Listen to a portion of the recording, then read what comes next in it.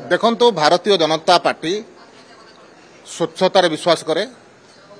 निर्वाचन आयोग राजनैतिक दल पई निर्वाचन लड़िबा पई जो विधि निश्चय करिसंती से कथा को भारतीय जनता पार्टी अक्षर अक्षर पालन करुचे। किंतु कांग्रेस एवं बिजु जनता दल आज तांकर नुआपड़ार अवस्था देखि सारे जे लंबा मार्जिन रे उभय दल पराजित होवाई जाउछंती। तो से दृष्टि लोकों सामने मुह बंचापी ये प्रकार मिथ्या आरोप करुछंती। ये मिथ्या आरोप सामान्य मध्य सत्यता नहीं। आज जदि सोशल मीडिया रे अनेक प्रकार फेक निज लोक पिंधे करोउछंती।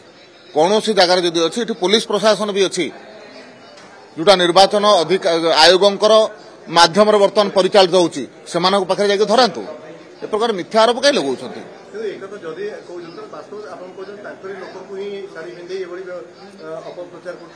नहीं मु जानी नहीं मु देखी नहीं किंतु मते लगुच से प्रकार किसी करुथिबे कि पुराना कौन कथा करुथिबे ना। भारतीय जनता पार्टी गोटे शाढ़ी क्या दौची ना भारतीय जनता पार्टी प्रलोभित करने कौन काम करुच्ची। साधारण लोकों पाखे भारतीय जनता पार्टी पहुंची।